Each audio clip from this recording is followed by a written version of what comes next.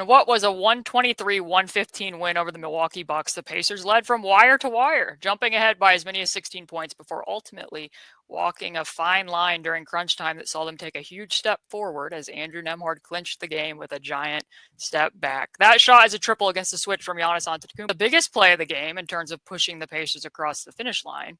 It was also emblematic of the change in the game with regard to flipping the switch against switches. Here to talk about how the Pacers navigated that particular coverage change without ever trailing is Samson Folk, who, somebody asked on the last video, covered the entire Pacers playoff run with me last season, freelanced on the Pacers all throughout this season, has done some of these videos sparsely throughout the year, and now is covering the playoffs on the Pacers with me again this go around. Samson, how are you doing? What did you think of this game? How are you enjoying your time covering the Pacers? Fun game. Having a fun time covering the Pacers, and because they've played interesting basketball. I was a huge fan of the James Harden, Chris Paul Rockets. That team I hold very near and dear to my heart, and they were switch killers. And I love teams, and because there's like a little bit of the basketball player in me is like mano y mano, go get a bucket. So watching, in particular, the stars of this Pacers team take switches in stride and score against them. Whew, that's because the Pacers, they don't play Samson basketball. They play hot girl basketball. You know, there's a dichotomy here, and it doesn't necessarily fall under my preferences. But, you know, my job as an analyst is to recognize what works. But last night, there's a little mano y mano. There's a little best on best, and I enjoyed it immensely. I think that the best part of everything that you pointed out is I actually think it was a very good blend of both. I think that Yeah. there was mono a mono, and there was times where the mono a mono was enhanced by things that other people were doing to lend a hand, so it wasn't just hand-to-hand combat. I thought it was a good mixture. Tagging in. Yes, exactly. So to give people some numbers on the switching, the Bucks switched on 52.8% of the picks that they defended against the Pacers last night. That's the first time that they've been above 50% all season, so therefore it is their highest switch frequency in any game this year. The Pacers scored 1.158 points per chance against switches in particular. 52.8% as a switch frequency was their third highest in any game this season. And for further background, switch has been the Pacers' worst coverage this year. When Samson and I did the preview, we're like, hey, you know, maybe they do go more small ball so that they can do more switching. Maybe sometimes they just see if Brook Lopez can hang in on the perimeter, because that doesn't apply to every player on the roster. But the team at large, they've been much better against blitz, much better against drop than what they've been against switch. And this game, though, as I mentioned, they definitely did flip the switch, and they did it in a lot of different ways. So that's like what the majority of this podcast is going to be about, I think, is just kind of highlighting a lot of the things that I thought that the Pacers did really well against that coverage, and in anticipating that the Bucks would be going to more switching in game two, along with, you know, sprinkling in some zone here and there.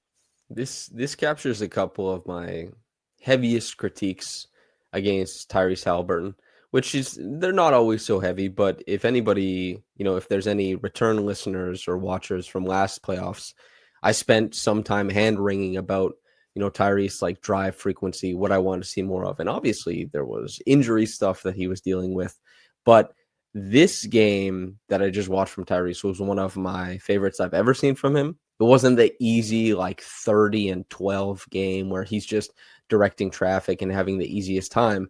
But playoff basketball isn't easy. And sometimes a team is forcing you to do the hard thing and to be, you know, tremendous. And Tyrese really helped the Pacers stay afloat in the first half.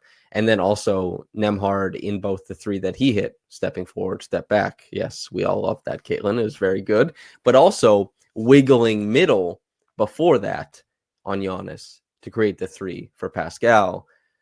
Beating switches. Good stuff. This isn't a team that likes to isolate. In fact, I think I had a tweet either during game one or game two where they did isolate against Giannis and it led to a run out. And I was like, that's going to be about the most guaranteed timeout.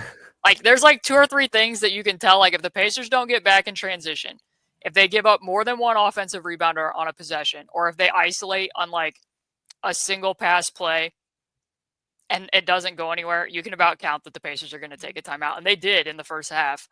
But they've been a good isolation team in terms of efficiency. They rank 7th, but 22nd in isolations per 100. And that's kind of where I want to start, is everything that you just said, is the possessions where they attacked Giannis rather directly or head on, and how that really wasn't working until it did, and it paid off in like a really big way at the end of the game. And how much some of this also might relate to the fact that, we spent a lot of time talking about Pascal's stamina and how they were going to manage the toll on Pascal over games. And as it turns out, I feel like that almost applied more to Giannis in this game than it would have applied to a lot of the players for the Pacers. So in the last 2 minutes, as you mentioned, Nembhard gets these switches against Giannis on the perimeter and, passes it along, gets the boomerang to attack with the head of steam. He doesn't actually get past Giannis, and you can tell the Bucks were pretty active when they did get some of those switches to switch and shrink. So they have guys at the elbows.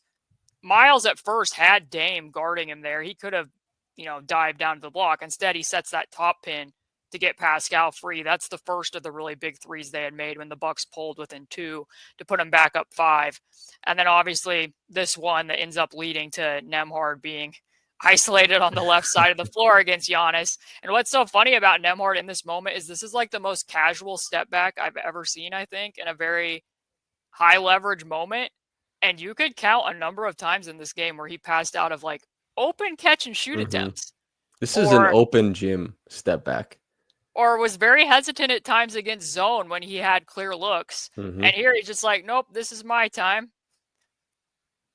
And bangs that one into basically what was the dagger of the game. It's another great moment from Siakam when you're talking about the 3 main guys. Like staccato brilliance here to then feed Benedict Mathurin cutting down to the dunker under the rim. Like that was one of my favorite possessions of the game. But then here, like there was about a 3-minute stretch in the fourth quarter before Pascal and Nembhard made those threes where the offense was held completely scoreless, hence why the Bucks pulled to within 2.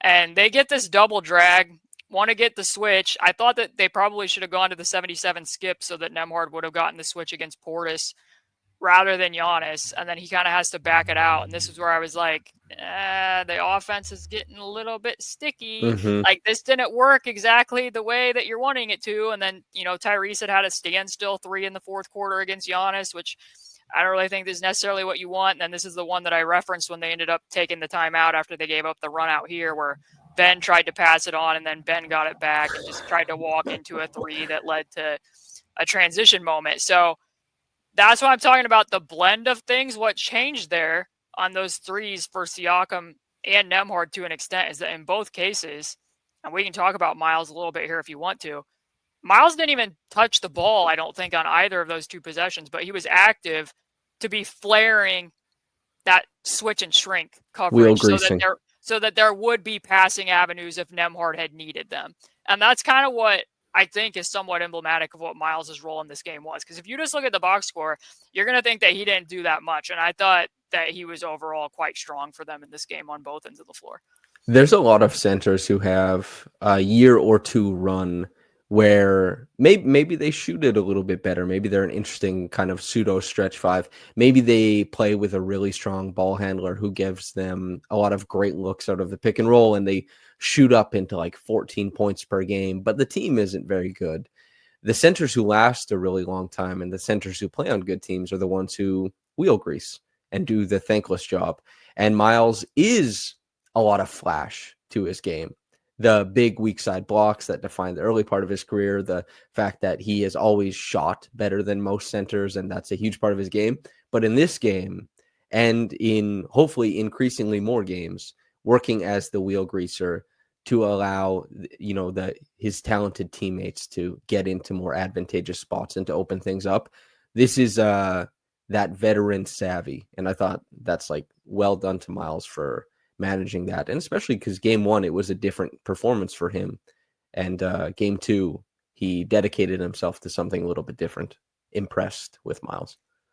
And the other thing, too, is that down the stretch when we did the mailbag, I told you about how many times late in the season when teams were downsizing that Miles wasn't finding himself in the closing lineup or some of his minutes were being cut. And I kind of questioned how much they were going to be able to play traditional centers in this matchup, especially in the fourth quarter when the Bucks have been so apt to close with Portis instead of Lopez.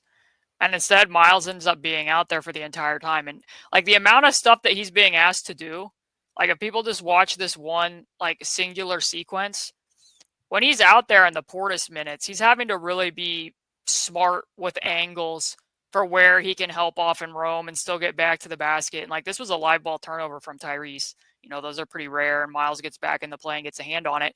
And because they're trying to push the pace so much against this Bucks team, he's also being asked to run the floor really hard, rim to rim, potentially do some of the Siakam Obi stuff where you can get those steals against smaller players. And then when he's down at the other end of the floor, Giannis starts walking the ball into the post here midway through the third quarter. And look at how difficult this rotation is going to be when Damian Lillard is one pass away. Like Miles is having to chase clear out there to Damian Lillard. Like that's a lot of ground coverage just in a 3-possession stretch, which doesn't count everything that he was being expected to do against Bobby Portis in the pick and pop, against helping off of Bobby Portis from the corners. Like, again, it's not going to necessarily show up what people are going to see. You're not going to love probably the rebounding numbers, and there was some stuff with that late, which had to do with what groupings were out on the floor at times. But Pascal really impressed cleaning the defensive glass for me. I was like, because obviously there's some floor balancing stuff that dictates that Miles go higher, and there's how the Pacers are trying to do it. But it only works if Pascal is busting his behind to close out defensive possessions. He led them in points, rebounds, and steals. And he was carrying those lineups at the end of the third. Their front court, they lost the plot in the second quarter a little bit, but they had 3 quarters where they solidified the win for the Pacers. Like those guys really came together for 2 very important performances. Yeah, there was a little bit of zone stuff late in the second quarter that caused a few hiccups under the basket. TJ jumpers didn't go in this time. Giannis indirectly, though. So these are some of the things when Samson says the types of basketball he likes to watch. I tend to like to watch these types. I did point out one of Samson's favorite types of things, though. So Tyrese does get that switch against Lopez, and I don't think a lot of people normally, when they think of the way that Tyrese attacks, is him as a player who maintains his feet in the lane. Normally, he's known more for his jump passing, not necessarily being able to pivot and get to different finishing moves in the lane. So he had 10 points in the paint in this game, and he's only done that 10 times this season. So that kind of speaks to his approach, I think, in part against what the switching was.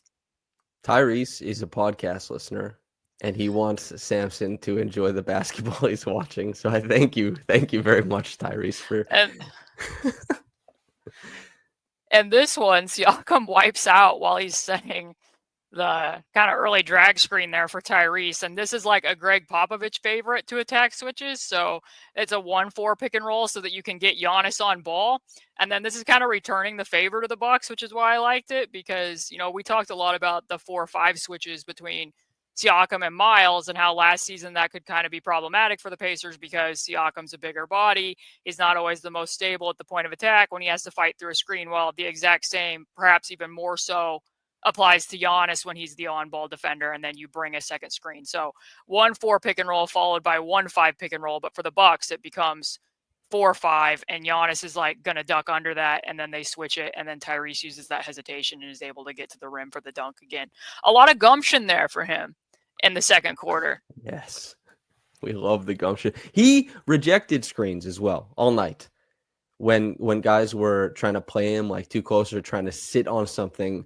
It just seemed like he was not going to let the expected outcome chart its course. He was just going to be, an all NBA level guard who takes, if there's a sliver, if there's a crack, he knows he can step into the lane. He played with control on that ISO against Lopez, but also he has these huge long steps. You and I talked about, on the first podcast about the diversity of gathers he's been able to show this year. It was a great driving game. And this kind of stuff has ripple effects across a bunch of stuff, because I'm sure the Bucks were expecting more passivity from Tyrese, and he didn't allow it, and he took it. I love that. This is mano-a-mano basketball. Hoorah! But it's also about the alignments around the basketball. Yes, what I will say is that Tyrese loves rejecting screens. It's the first thing he's almost always going to do. And as a callback, people will know that Karis LeVert also loves rejecting screens. And when Karis LeVert played for the Pacers, that was like one of my pet peeves that I was constantly pointing out, because he would reject the screen into the 2-player side and he wouldn't have a plan. Like, great, you're putting the defense into emergency rotation at points, but if you don't know what the lay of the land after that's going to be, sometimes it really is better to let the offense do the work for you and use the screen. But Tyrese, a lot of times when he rejects a screen, sometimes in semi-transition, but sometimes in the half court as well, he generally, it's like with the jump passing, he generally has a plan for why he's doing it. He's doing it because he has an idea, not because he ran out of ideas. So he's very good at rejecting them. And as you pointed out, like, this was a good juxtaposition between Kyle Kuzma and Andrew Nembhard during this particular stretch, because Kuzma didn't remotely have a chance of forcing Tyrese to use that screen, which was problematic. Giannis was up, closer at the level, getting ready to receive Tyrese. He's completely out of position. And then this is why another quiet thing that matters about Miles and Thomas Bryant is the Pacers having two bigs who can shoot, who they can somewhat credibly place in the ball side corner, lets them put Nembhard in the dunker spot. And Nembhard's shooting the ball better in the playoffs. Playoff Nembhard has been activated, but he spent a lot of the season running these 1-4 flat pick and rolls, different alignments where he'll be in the dunker, and now Damian Lillard is the secondary rim protector. So that's allowing Tyrese to get downhill more easily, too, than what it would have been the case if, Miles is standing in that dunker spot and that's Brook Lopez waiting for him instead of Damian Lillard. Another way that they attacked it, ghost flares.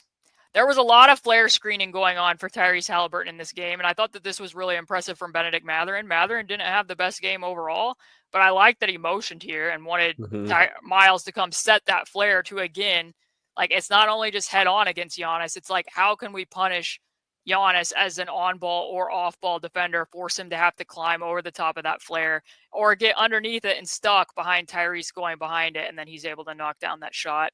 And Mathurin actually directed some of the traffic on that. And then going into their 77 action, using Dame as the first screener to guarantee that he's going to be the on-ball defender. Then they switch it. Something else that Tyrese is really good at when they attack switches is playing through the weak side corner.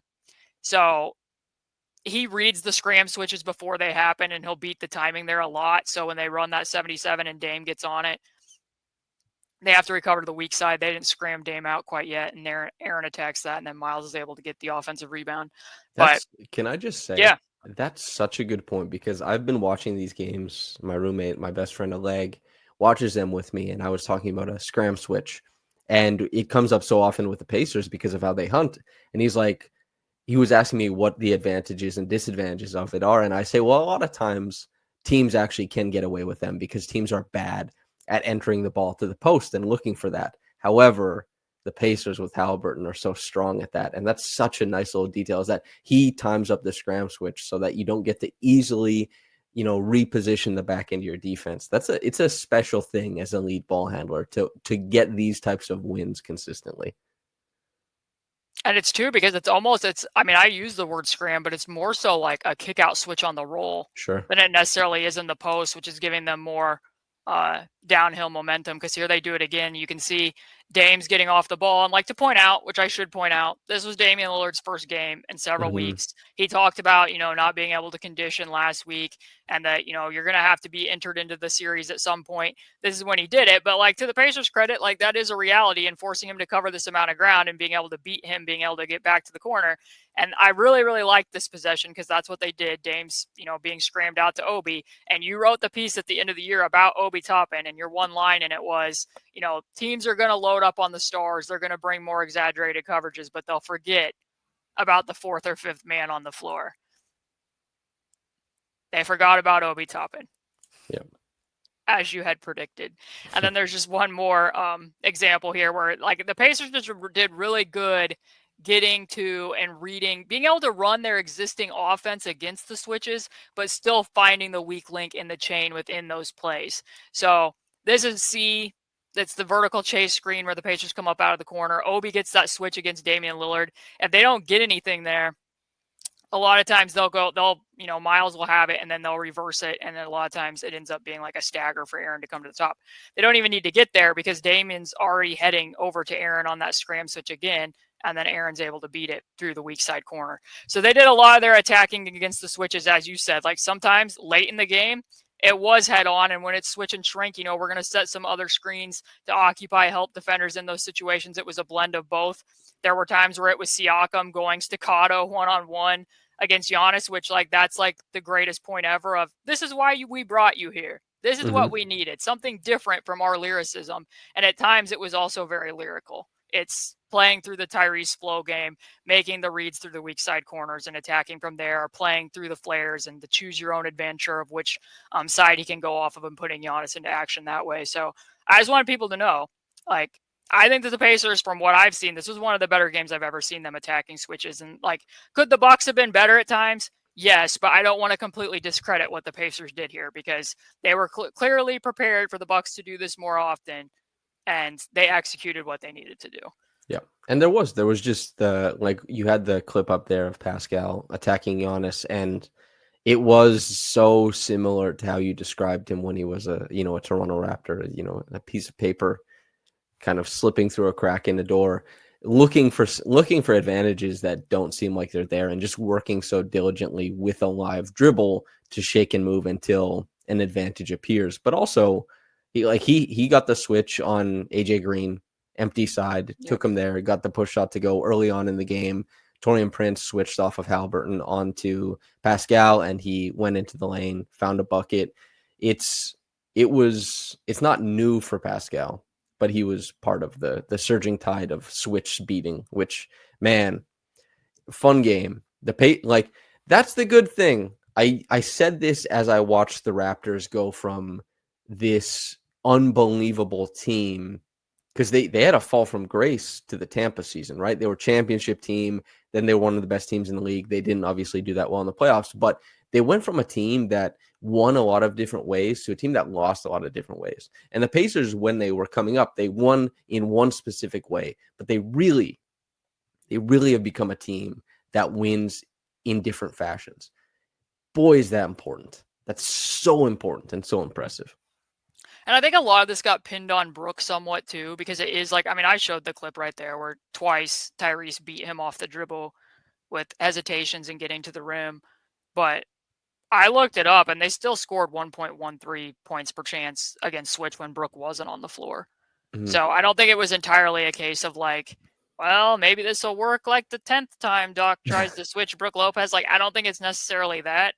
I thought the execution was pretty good all the way around, like I mentioned, and I give the Pacers credit for that more than I necessarily completely knock on the Bucks. I will say I still don't completely understand the rotations that they're going with at times, but it is what it is, and the Pacers play the team that's out there in front of them on the court. So next up, aside from the switching, I thought that there was kind of some interesting defensive wrinkles that both teams put out there. And since a lot of times I feel like in the NBA, we like to claim that NBA teams don't play defense or that they don't alter their defensive schemes, and I find that to be incredibly inaccurate. So I thought we would highlight some of those if you're willing to look at them. Michael Redd, Bucks legend, Michael Redd had a great tweet where he was like, I love my era of basketball, but he's like, I'm watching today. He was saying the things they do defensively, unbelievable. The way that stars play, unbelievable. The team play, unbelievable. It's just a tweet where he's like, if you're not watching, you're missing out, because from a strategy perspective, the NBA is at an incredibly high point. And from a performance perspective, it's at an incredibly high point as well. And I love, because in a lot of other sports, ex-players or retired players very oft show love. And in the NBA, it seems like we can't get enough of that. So I just want to say, Michael Redd, it was cool that he took the time to say, I know there's stuff being said, but I think it's the opposite. Just to add on to that, too, during All-Star Weekend, there was a lot of conversation about how the NBA is just solely, pick and roll, and that all players are expected to be robots, and there's no off-ball screening actions anymore. I think if you look back at those clips that we just showed, yes, you're getting the switch at times because you're running a pick and roll, but the off-ball actions are enhancing the pick and roll. I wrote an article about Tyrese's flare for flare screens where he had come off of more flares than I think 3 or 4 NBA teams at the time. Mm-hmm.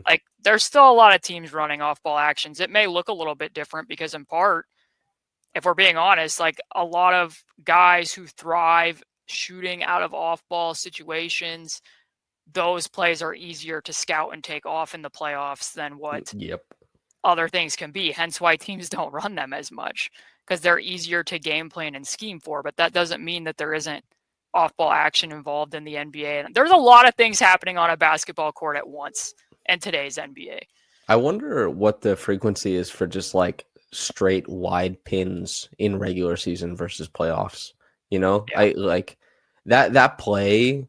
I watched the Raptors team that ran so much of it, just going through the motions, and the Raptors love off ball actions, and they have a guy like Grady Dick and Emmanuel Quickly and those guys that they want to put into wide pins. But like in the playoffs, is that going to work? No. I mean, This is the once Doug in a while. McDermott corollary. Seriously, Doug McDermott Yeah. in the bubble. They played the Miami Heat, I think, and this is off the top of my head, so if people fact check me, I apologize, but I'm pretty sure that he shot like 2 of 10 from 3 in that series, and the Heat were switching all those off-ball actions up the line. So what's Doug McDermott going to do against the switch when he flies off a stagger? And the problem is that Sabonis wasn't in the bubble, so any of the shots that he would get where you're, creating space with contact out of handoffs and that type of wavelength wasn't available to him anymore. So then it was like the things that you were getting from him in the regular season no longer quite as accessible for you. So I hate to use this term. It sounds a little bit harsh, but to those bemoaning why we don't see some of that anymore, there's a very real reason why you don't always see some of that anymore. In part because the defenses that people harp on are taking it away. But to point out some, are you interested in my defensive wrinkles that I found? Yes, very much so. The Bucks mixing in some zone. I thought that this was quite curious because if you look over there, Torian Prince does not follow Aaron Nesmith to the corner. Therefore, I think that this is 2-3 zone. Also, the other reason why I think that this started out as 2-3 zone is because why in their right mind would the Bucks assign Damian Lillard straight up to Tyrese with the starters on the floor? They would not. Hence again why it is 2-3 zone. And yet, when the ball goes to Damian Lillard's side of the floor, it becomes a floppy zone where the Bucks, to cover up some of what they gave up that you and I pointed out in the prior game against the pick and pop with Miles, where Brook Lopez is just sitting at the back. When the ball goes to Damian Lillard's side of the floor out of the 2-3 zone, then they went man and they started switching. And that's where you see Tyrese get downhill again against that switch. And then Nembhard didn't get a shot out of it. But I thought that was actually a pretty smart zone wrinkle. Like the Pacers this season took to playing Tyrese at their bottom of their zone for similar reasons, because it's a little bit harder to get at him and attack him when you're playing. Like, I don't want to insinuate that zone is an opportunity to rest and take time off defensively. But in terms of like Tyrese being targeted, if you play him at the bottom of the zone, a team might not even recognize that he's at the bottom of the zone for, maybe 1 or 2 possessions before they would think, oh, let's run a zone buster that'll get our center in the post on Tyrese's side of the floor. This is kind of the reverse of that, where they're quote unquote hiding Damian Lillard by playing a defense concealed with a defense where they are going zone and then they're going to man so that it's not as much pressure on Dame to get up over the top. And then they're mixing and they're switching anyways. And this kind of too goes back to the mailbag that you and I did, which I had to re-record this segment. But to me, that's like one of the biggest schematic trends I've seen in the NBA this year, where it is like Second Spectrum only cataloged 9 zone possessions in the game.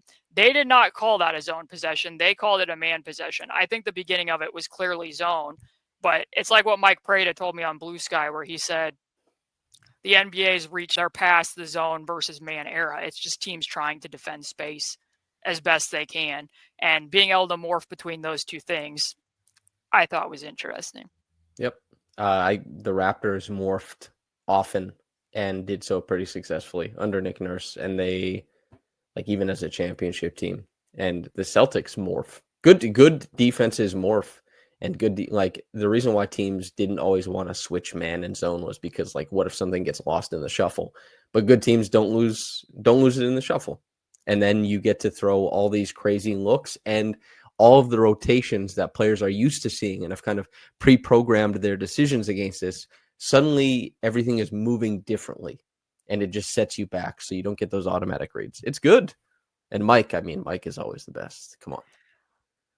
Yeah, because I think it's even taken a little bit step forward from that, because it's not just like box and 1 or the triangle and 2 that teams were trying for a while, which are naturally mixed coverages.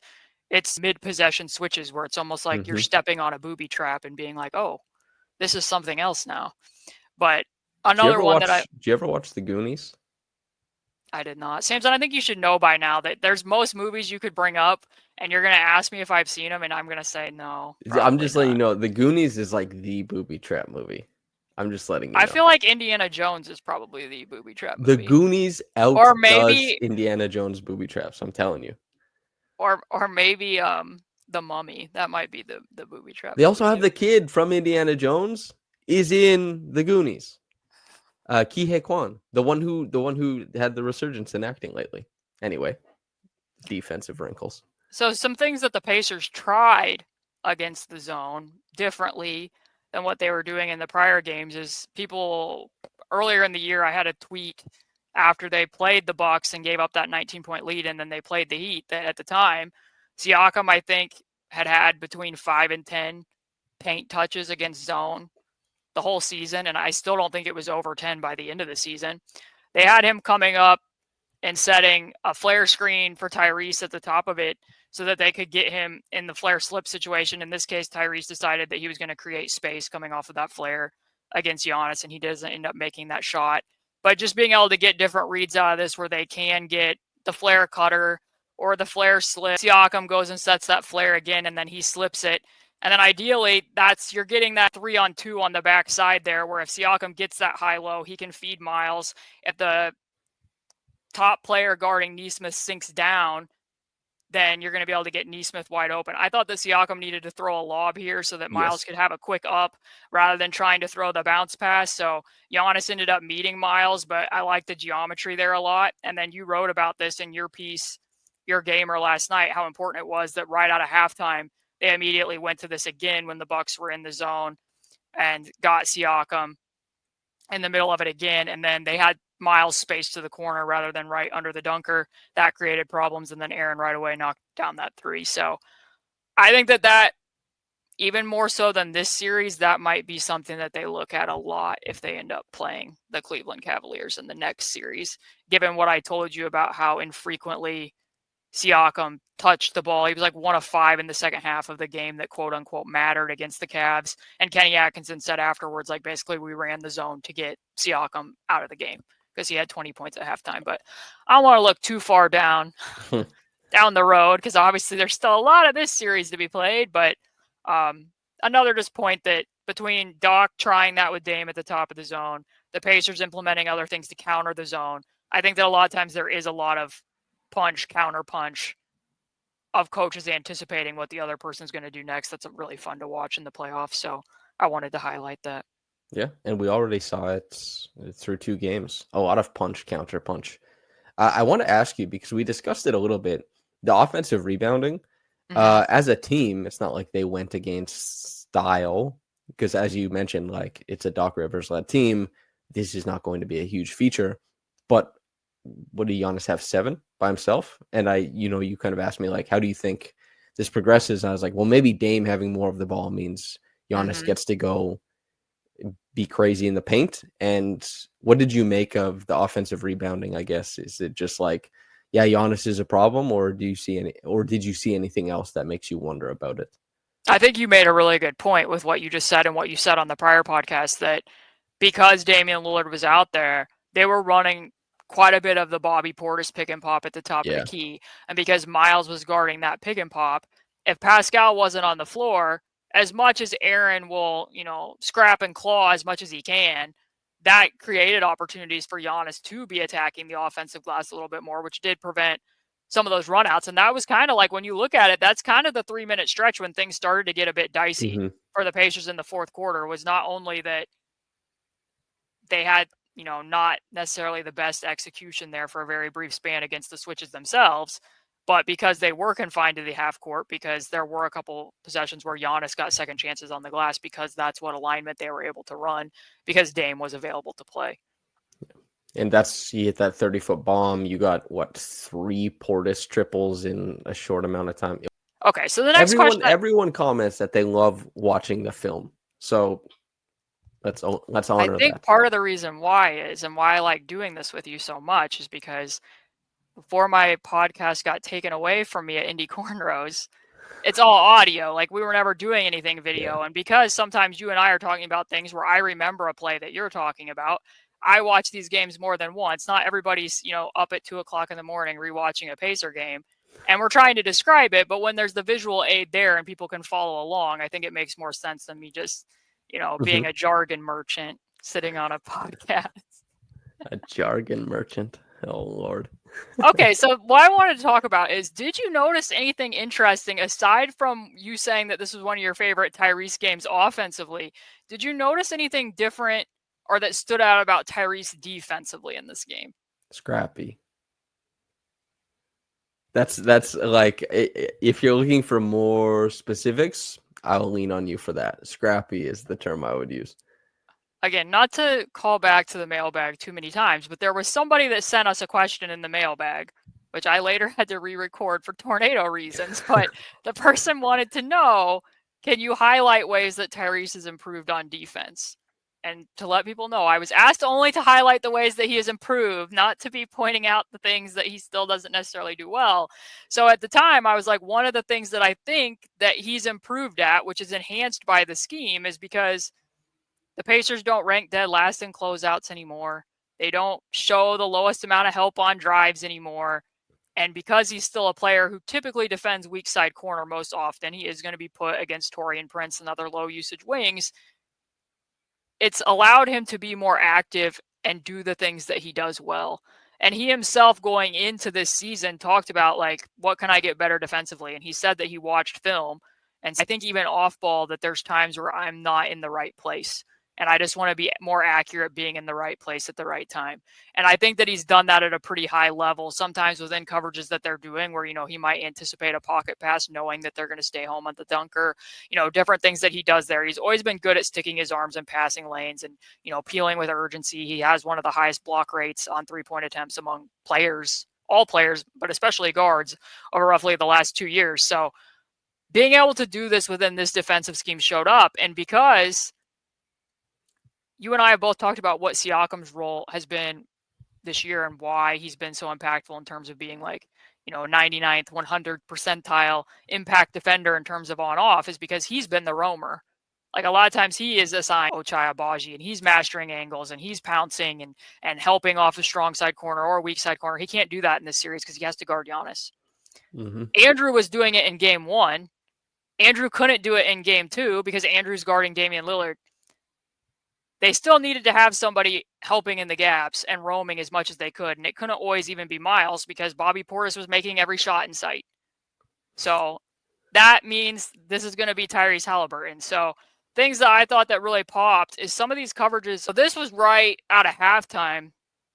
They're going to set a cross screen for Giannis to try to get a post touch or a switch against Tyrese. Tyrese almost zoned that up and was like, I don't Mm-hmm. really care what Taurean Prince is going to do after that because we're not going to let that entry onto the easy cross screen. And if you had watched the Pacers earlier in the year, how often they were getting beat by the easiest low cross screens in the one game against the Miami Heat versus Kevin Love, you would know that this is a vast improvement. But just allowing Tyrese, this was a tremendous defensive possession because he comes off of Taurean there. Taurean starts to beat him a little bit off the dribble. Nembhard immediately jump switches onto the ball. Tyrese peels onto Kyle Kuzma. Now it's Nesmith on Damian Lillard. Nesmith had to guard Dame quite a bit at the start of the third quarter because Andrew finished in foul trouble.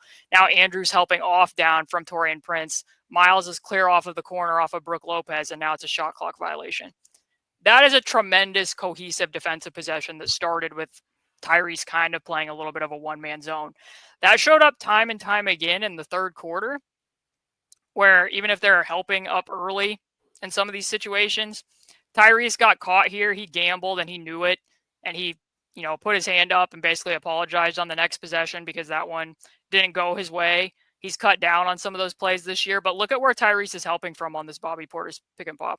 Like Yeah. Miles is up blitzing Dame, and Tyrese comes clear from the low side so that they're helping from the two-player side rather than one pass away with Obi, and he's clear over there to be able to contest against Portis, which that's still somewhat a wide open shot. But the amount of ground coverage that Tyrese is having to do here, and then also just coming off of Taurean Prince being opportunistic to come off the strong side corner and alter that pull-up shot from Damian Lillard. Like those little things, I don't think that Tyrese has fully gotten enough credit for, because I'm not going to tell you that he's a plus defender. I wouldn't say that. But with comparison to himself, he can make an impact with his length, with deflections, with being opportunistic in those ways. And they needed him to be that because it couldn't be the two people who most naturally do it. It couldn't be Andrew and it couldn't be Pascal. And even there, Aaron had to guard Dame for a while because Andrew was in foul trouble. They needed that role for him, and I thought that he delivered with it in the second half.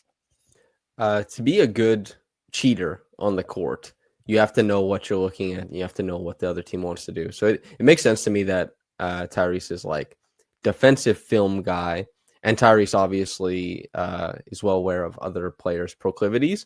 And if you cheat at the right time, it can just be like there's hardly ever punishment for it. It's just you're banking on hesitation from some of the players lower down on the depth chart. You're showing an extra body constantly, like you're showing up in a bunch of different places. So yeah, kudos to him for doing that. Obviously, you don't win them all, but if you win most of them, then you're just an extremely effective off-ball defender. If you win a lot of the cheating over providing extra body stuff. So yeah, That credit to last one that Tyrese. he did against Torian Prince there from strong side is kind of how he gets. I mean, there's like probably three ways of how he blocks so many jump shots. Some of it's from him peeling and recovering out quicker. He's very attentive to closing out weak hand, strong hand. Like, if it's a left-handed shooter, he's going to close out with his right hand. If it's a right-handed shooter, he's going to do it with his left hand and use that length. He's pretty decent sometimes in rear view pursuit to block from behind, but he'll get them there where they're not expecting that. That's an odd rotation. Like some of those are somewhat quirky, kind of like what, the Bucks are doing against the zone. It's not something that you're necessarily expecting to see. But next in the defensive rundown of things that I wanted to look at, in a callback to the prior episode, Samson and I debated what the Pacers were going to do against those shallow cuts. And we pointed out kind of the conversation that was occurring between, or seemed to be occurring between Jenny and Pascal after they had given up a foul to Kevin Porter Jr. at the rim in the third quarter. They had given up a layup, I think, to Kevin Porter Jr. in the first quarter. And it's going to be a little bit tricky for the Pacers to navigate now that Dame is back, the minutes when Kevin Porter Jr. and Damian Lillard are both on the floor at the same time, because those are coinciding when TJ and Benedict Mathurin are both on the floor at the same time. And they were quicker to put Andrew back in the second half than what they were in the first half so that he could be guarding one of them. But I do kind of wonder if eventually Ben Shepherd's going to get dusted off, especially when they go back up to Milwaukee. But on this particular possession, at the time, I was like, I think that they should probably just switch the guards. That way the screener defender can stay attached to the big. And in this case, it isn't even Giannis. It was Jericho Sims. And they did switch it. So TJ hopped on to Kevin Porter Jr. rather than getting beat right off the bat at the point of attack. And Ben peeled back to Damian Lillard as the shallow cutter. And Kevin Porter Jr. ended up losing the ball, which I thought that Kevin Porter, I don't know what your thoughts were, but I thought he tried to do a little bit too much in the third quarter. Like he was getting loose for a time, and then it kind of seemed like it was like his decision that it was Kevin Porter Jr. time, which was somewhat to the Pacers' benefit. Just talking, I didn't know what you thought about that. Yeah, it worked. Cool to see. Caitlin Cooper is now the preeminent coach in the NBA. She can make all necessary adjustments. Never all hits, no misses. It was interesting in this game that like AJ Green, Gary Trent, it wasn't the same as game one, which obviously Damian Lillard was going to affect that. But man, things changed. They didn't run as many as those actions. Exactly. Like, there wasn't a lot of shallow cuts, kind of like what I said. Sometimes I feel like AJ Green is underused in that offense, except in this way. I felt like, again, like here's another way that you could be using it more often. What did you think of the inverted screening actions with AJ Green screening for Giannis at the top of the key? Like first blush before I show it to you. Good. I think AJ Green's pretty underrated. He's extremely functional and useful every time he's on the floor, it seems. So I try to involve him and stuff because he's kind of hard to contend with. And he's also kind of like a little, I don't know. He's tough to keep tabs on, I find. Creates problems. I don't always know what is going on when these coverages are happening. Like, it's always a harrowing journey. Anytime Obi or Pascal is the on-ball defender in a inverted screening action and Tyrese or TJ is following that screener up there, I don't know if they're not being loud and frequent calling out the screen. Sometimes it seems like they're running like two incongruent coverages at the same time. That happened sometimes against Boston in the playoffs last year. I remember thinking to myself, wow, those coverages didn't go well on like 2 or 3 possessions in a row when Tyrese was guarding Isaiah Joe in Oklahoma City, because OKC loves running these slot screens with Isaiah Joe at the top of the key where you can go off either side. And so from the Pacers side, like, I kind of want to know what you think that they wanted to do here. So Tyrese is guarding AJ Green. Nobody really pre-switched Tyrese out, so I guess they were fine with it. But Tyrese, to me, looks like he's approaching for a quick show because he doesn't want to give up a switch to Giannis. And yet, if you're approaching for a quick show, why isn't Obi directing Giannis Mm-hmm. toward Tyrese? Like, it's a flat screen for AJ Green, and that makes it more difficult to guard because Giannis can go off either direction. But, like, to me, you got to be up directing and connecting to the ball if you're going to be using Tyrese to do a quick show. But maybe that's not even what you think that they were doing. But Miles has to engage there, and that's how Bobby Portis came off of got one of his mini threes on the night. And then it's the same thing with TJ, where, like, he's going up there to what looks like a quick show to me. Pascal does not force the ball in that direction. Giannis rejects it and goes the other way and gets all the way to the basket. So, like, do you think that that's what they were intending to do? What do you think that coverage was supposed to be?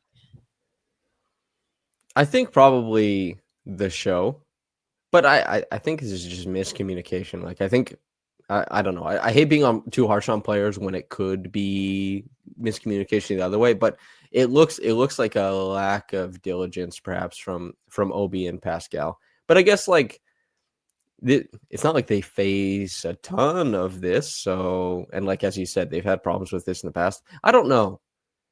Like it looks It like leads me to think TJ's that, jumping it to push him out, yes, and then he wants to get back, but neither Obi or Pascal managed to like step up in. So it makes me think that they're not saying which direction that a screen is coming.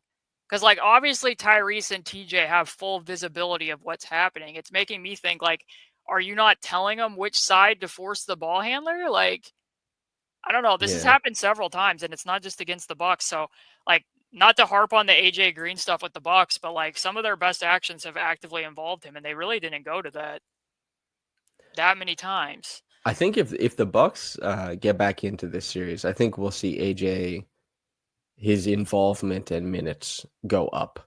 That's my inclination. Maybe at the expense of Torian Prince a little bit, but I'm not entirely sure. And then this stuff was just tough. Like, just to point out that guarding in the NBA is hard. Like, this is when Pascal was off the floor and Aaron's trying to front Giannis as best as he can, and they're going into a lot of that.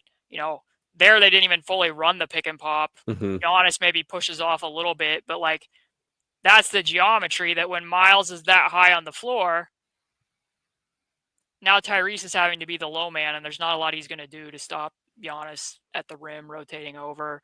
More of that pick and pop in the fourth quarter where they really wanted Tyrese up at the level because Nesmith wasn't necessarily his sharpest and contain, deterring dribble penetration. So now that's a really long recovery. I thought Nembhard probably needed to stunt up towards Portis a little bit more, but even then, like this was just hard for them to guard in the fourth quarter. And I think like Bobby shot over 40% on pick and pop threes this year. And then even when they took it away and did better recovering there on the bluff, they just automatically went into it again.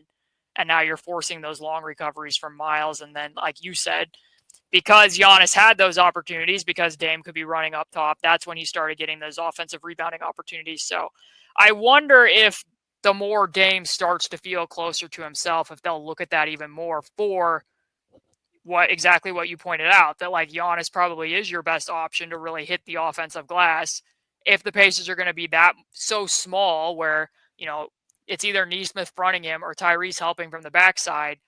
That seems like a fairly clear advantage too that they could maybe lean into more depending upon how Dame handles his reconditioning, I suppose. Yeah. Yeah. Also, like, there's the human side of this where, I know Bobby took 19 shots and Yeah. shot 6 of 11, but how much do the Bucks want to give the offense over to Bobby Portis is the outcome. It's an advantage, but they might not want to just Bam that repeatedly. We'll see, I guess. Because when you're looking at it, like, that's what the Pacers were kind of willing to give up Yep. there. Like, that's why they were living with the longer recoveries from Miles rather than rotating somebody completely from the weak side in a lot of situations. But I still think for the Giannis aspect of it, there's some advantages to it, maybe. But did you see anything else from this game that you really wanted to talk about? I mean, this was probably, I mean, I don't set out for these things to be positive or negative, but I really just kind of wanted to highlight some of the cool stuff that the Pacers did in this game. They're up 2-0, took advantage of home court advantage at home before they head over to Milwaukee over the weekend. Yeah, I really enjoyed this game. It was front loaded the topics I loved for me, which is like beating switches. And just the thing is like if the Dame stuff, like if he starts to feel himself a little bit more, something that changes the geometry of a lot of what the Pacers are doing is Dame turning the corner. Yeah. And we'll see, and that could radically alter a lot of things. And then you and I will be here discussing presumably some more defensive changes. But that's kind of what I'm waiting on for the Bucks, their major counterpunch, because they put Dame out there in game 2 and he changed how some things worked, but he wasn't the punch really, Right. because he's been through a lot, a historic thing. He's the Yeah. first player ever to have the deep vein thrombosis and come back same season. It was 3 weeks. So even if he is fully well and everything like that and cleared, it's just like hard to jump into a series.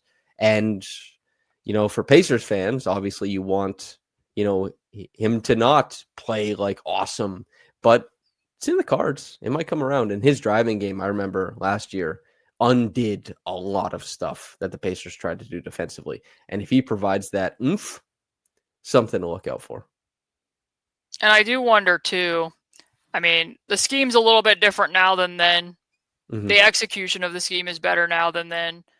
But I will be interested to see how that impacts the rotation if he does Yes. start playing more to level. Because of Where the are all things. these sheep? Is there a shepherd around Yeah, here? because, I mean, I talked a lot about managing the toll on Siakam, but Neesmith was carrying a lot too because Nemhard's doing everything against Dame in the first half. I really wish that Nemhard would stop fouling jump shooters. I really He's wish got a that. bad knack for it, I man. really wish that. That and getting his toe behind the line on 3-point shots, although he made sure to get the toe behind the line on the step back for sure. But Mm-hmm. he's in a little bit of foul trouble. So then, in addition to Aaron having to take the reps against Giannis when Siakam isn't on the floor, he started the second half guarding Damian Lillard. And, if, like I said, if they're out on the floor and it's Kevin Porter and it's Dame at the same time, like, are you bringing Nemhard back earlier? Are you going to try Ben? What does that do to some of the Thomas Bryant minutes? Because they have been playing Thomas in these first 2 games more than what I expected to see. Yep. How does that impact some of what Miles is doing? Because Miles has been able to hang in. Like, he's been in the closing lineup even when the Bucks have been playing small more than I had expected, like what I mentioned at the top. So there could be a trickle-down effect from that. But hopefully the Pacers are prepared for it. And maybe they end up trying some different guys. And this is another thing, too, that you said a couple episodes ago whenever we talked about that this isn't a plug-and-play roster, that they need all the guys on it, and that could Mm-hmm. change throughout the playoff run in terms of who's playing for what reasons and when. Yep. But This stuff shows up. Looking forward to it. But this is the end of what I had for game 2. Hopefully people enjoyed watching a bunch of nerdy Caitlin Pacer highlights as we sat here and watched the film of what this game was. I can let people know that Samson has previous engagements on Friday, so don't expect to be getting his piece because he has other stuff going on that he already made commitments to. So you'll probably just have to deal with me, which I'm sure is probably a letdown for most. But You think people would be let down to have your writing instead of mine? I think that you need to go check the comments Are on you? Patreon. People like your Oh, writing geez. style a lot, and that's why I'm glad that they're getting to read it because I don't You think that there's a have lot of people who write like you. you have writer dysphoria, I think. It's the basketball she wrote, not basketball he wrote. Okay. And People then should subscribe, by the way. that would be Listeners. nice. That would be nice. If I Yes. was better at promoting myself, I would probably create like a YouTube in card that said that with like the information at the end. Or maybe I would have like a banner running across the bottom on a ticker Mhm. while we were talking. But this isn't that high tech of a production. Half the time we're lucky if I run the clips at the right time and they're actually running when I'm talking about them. Hell yeah. But we'll see if we're back after game 3 or not. We might be, we might not be. Depends on the scheduling. But we will be back at some point in time on the YouTube channel. So feel free to continue to subscribe there or subscribe at patreon.com/basketballshewrote, because then you won't have to check on YouTube. If we are there, we'll get automatically emailed to you, and all you'll have to do is check your inbox and watch it from there. But I'm going to let... Do you have anything else that you want to say before we get out? Caitlin Cooper is the best basketball analyst in the world. If you say this too many times, it's going to become glib and trite, and people aren't going to believe you. I've never been glib and trite in my life. I'm an expert in sincerity and earnestness. You think you're an expert in sincerity and earnestness? That's fun. Yeah, of course. I wish that, I'm not going to do it because it would be a breach of privacy, but I wish that we could shine some of your text messages up on the screen right now. What? I could say something like, really, like, this is what's happening to me right now, and you'll be like, okay, sorry about that. But we talk. This is a talk thing, not a text thing. You're just somebody who doesn't prefer to send text messages. Yeah. To hell with all that. Text messages, you know what they feel? Glib and trite to me. Sometimes they do. And sometimes then it's bothersome to try to interpret what you're supposed to take from someone else's text message. Exactly. It is better face-to-face communication rather than, talking to AI and robots. Yes. I'm a little surprised you're undercutting my status as a sincere and earnest man. This maybe it has something to do with you say I don't read books. Now you're saying I'm glib and you read books. This podcast is the character assassination of Samson Folk, is what this is. That's why I've started all the podcasts being like, my favorite basketball writer and talker, somebody whose writing is better than mine. If you keep saying that, it's going to come off as glib and trite. Only people will believe me because you're writing for my outlet.